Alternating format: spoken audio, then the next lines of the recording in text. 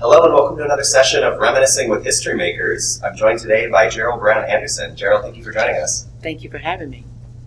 So for starters, when did you join APCO? I joined APCO around 1997. I have been an APCO member for 27 years. Great. And during your time with APCO, tell us about some of the agencies you worked for, positions you held, and those responsibilities. So I'll start my career out when I became an APCO member at Durham Emergency Communication Center around 1989. I worked with them from 89 to 98, where I served as a line telecommunicator, eventually becoming a telecommunicator 2, which was a certified training officer. I left the city of Durham to go work with the North Carolina Justice Academy, which is under the umbrella of the North Carolina Department of Justice as this is a long title, the Criminal Justice Telecommunicator Instructor Coordinator. And so in that job, I was responsible for the telecommunicator certification course for the state of North Carolina. And I did that job until 2009. Meanwhile, because I'm a busy bee, I started working with Orange County Emergency Services part-time in 2003. So I was at two agencies at once, wanted to maintain my telecommunicator certifications that I had gained when I worked for the city of Durham. So eventually I left the Justice Academy in 2009, started working at Orange County Emergency Services full-time. In that time, from 2003 to 2010, I was actually part-time and then switched over to full-time. In my full-time capacity, I kind of left the comm center, still working in there from time to time, but I became the EMS staff officer, and eventually my retirement title was I left the job as recruitment and outreach coordinator for the agency. So that was a fun job. It used different skill set. I was responsible for all the recruitment, hiring, testing, anything to do with getting a job under the 5 divisions of that agency. And I did the outreach, teaching people about what our agency provides services as far as 911, EMS, emergency management, and the fire marshal's office. I retired happily on December 30th, 2022 from Orange County government. And since then, I have been working my part-time, full-time personal job of JBEST Training and Consultants. And I'm also an adjunct instructor for the APCO Institute, as well as I teach at several community colleges in my area, in my state. So that's what's been keeping me busy. But all the while, I've been maintaining my APCO membership. Wow. Can you describe for us what drew you to join APCO? I took my very first training all those years ago. The PST-1 is what it's called now, but back in the day, it was just telecommunicator certification, and it was 40 hours. And so my agency chose to do that training. That's what kind of introduced me to APCO.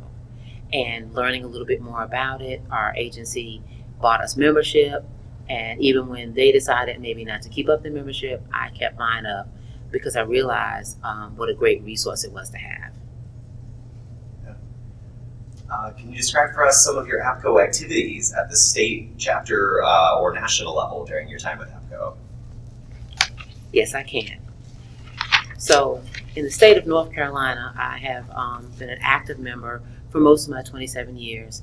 On the North Carolina chapter, I've been president twice. I served president from 2009 to 2010, then again from 2016 to 2017. After serving on the board those 2 consecutive times, I'm also the chapter's education advisor. I'm currently their executive council representative. And for the state conference, I do the education part. So I'm education committee chair to make sure all the training sessions, and I also deal with the volunteers and first-time attendees. So we also sponsor our own telecommunicator training symposium annually. That's a smaller training, really focuses on those line telecommunicators. So supervisors and managers can come, but we really are trying to educate and inspire those line telecommunicators. So I'm heavily involved with that. I help facilitate that, and it's sponsored through the North Carolina chapter of APCO. Internationally, I serve on multiple committees. So right now I'm on the Membership Services Committee of that committee. It's my favorite. I've been on it for several years. I'm also on the SDC training subcommittee. I was just invited to be part of the APCO Long Range Strategic Planning Committee because the strategic plan for APCO International will expire in 2025. So it's a 5-year plan. And so I was very honored to be invited by our current APCO International president to be on that committee as a member at large. And so we will begin that work to get the new plan up and going. And then the last committee that I'm on is the SDC Core Competency Minimum Training Standards for PSC Instructor. And so that was also a newer committee that was formed, and I was invited to be part of that and was honored to be asked to serve. Would you say that your APCO membership has had a direct effect on your career in public safety communications? Absolutely. Absolutely. As far as the training that is offered through APCO International, even if I had never become an adjunct, is very valuable. The work that they're doing behind the scenes to make sure that we are taken care of in this industry with regards to standards and funding and all the things to try to get us, well, get them now, since I'm retired, to get those telecommunicators reclassified is great work. And APCO International does a great job of taking care of those that work in this field. What would you say you like most about APCO? I love the training. I might be a little biased as an adjunct instructor, but nobody does it better than APCO. And yeah, to that point, do you think there's anything else that APCO does better than anyone else? Yes. With the training, they do that better than anybody else, but they also do a really excellent job of going and fighting for those that work in this field. They are involved in all aspects: technology, training, standards, all the things that make this profession what it is. And they're making sure that those that work in this field, in whatever their capacity, are taken care of. So now with the advent of NG911, what does APCO need to do to stay current with some of those emerging technologies? They need to stay connected to our commercial partners, make sure that they keep their finger on the pulse of everything to do with that so that they can continue to be the driving force that they are. And lastly, what stands out to you as a significant contribution during your time in office?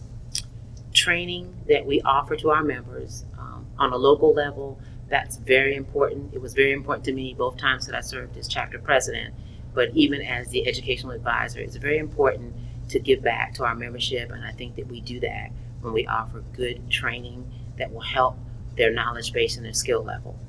I think work being done to reclassify telecommunicators is and still is a very important thing, and I've done what I could on the local level. I have come to things in 911 Goes to Washington to make sure to educate those people that we are voting into office, to explain why this is so important.